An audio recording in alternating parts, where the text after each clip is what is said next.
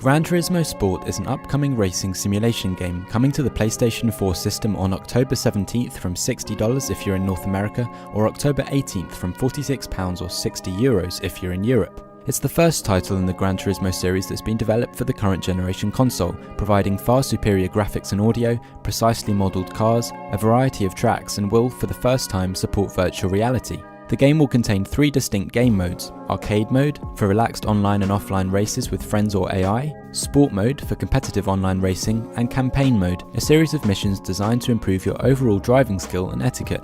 Brand new features include a photography mode called Scapes and the long-awaited livery editor. Sony are promising that Gran Turismo Sport will be compatible with the best imaging technologies available today, with up to 4K resolution at 60 frames per second on PlayStation 4 Pro, as well as high dynamic range and wide colour for those with high-end displays. In fact, they're so confident with their new capture technology that they've gone as far as to say there will be a noticeable level of realism even on conventional TVs. HDR brightness range achieved by Gran Turismo Sport will support a maximum of 10,000 nits, that's 100 times brighter than standard dynamic range. Colour space has also been increased by 64% in comparison to sRGB, allowing the game to display almost all the colours perceivable by the human eye. These advancements make an obvious difference to image quality in-game, and we now get a much crisper image with improved contrast in highlights and shadows.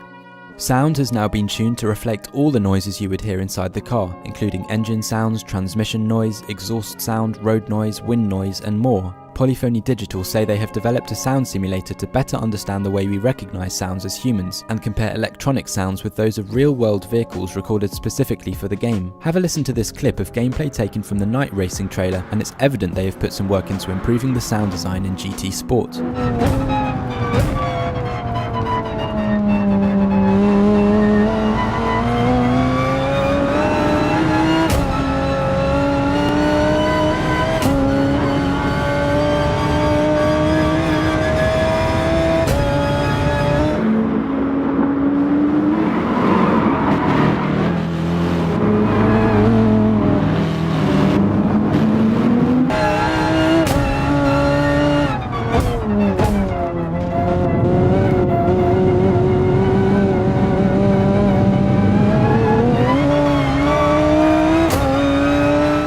Different to previous titles in the series, GT Sport will have far fewer cars in the game, with just 177 from launch. However, this time each car has been modelled from the ground up, with every detail of each car precisely recreated.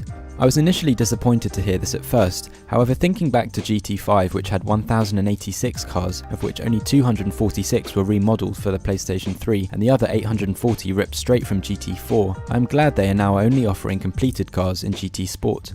Porsche vehicles are now finally included in the game, with the 911 GT3 RS available from launch. There are also a few cars in the game with the Vision Gran Turismo title. These are essentially concept vehicles designed by the automobile manufacturers, featuring some cool propulsion and aerodynamic technologies. GT Sport will have 28 configurations of 19 locations to race on, featuring real-life circuits like Brands Hatch and the classic Nürburgring to urban tracks like Tokyo Expressway and originals such as Willow Springs International Raceway. You'll also find some dirt tracks included too if you fancy a spot of rally racing. Unfortunately, the game won't feature the dynamic weather system or day-night cycle, which I particularly enjoyed from playing GT5 and GT6. However, you'll have the option to modify the sky conditions and time of day before starting a race. The game's 3 playing modes mark quite a different turn for the Gran Turismo series, with GT Sport focusing itself more on the art of racing rather than the journey. Because of this, GT Sport's Campaign Mode, previously known as GT Mode, will not feature any championships, competitions or dealerships as previous players of the series will be used to. Instead, it will only focus on missions to improve racing technique and etiquette, perhaps most similar to GT's driving school. In other words, GT Sport will not offer players the chance to buy a cheap, used car and participate in a variety of cups and racing events to gradually build up a garage of diverse and exciting vehicles. Instead, you are now limited to missions only. For many people, this could be a real deal breaker, as if you are like me, then you have really enjoyed GT mode and all that it has had to offer, and this much more limited campaign does not look to be nearly as rewarding. Others who have played the pre-release version of the game also noted a clunky and confusing user interface, which could easily get frustrating when playing the game for longer periods of time.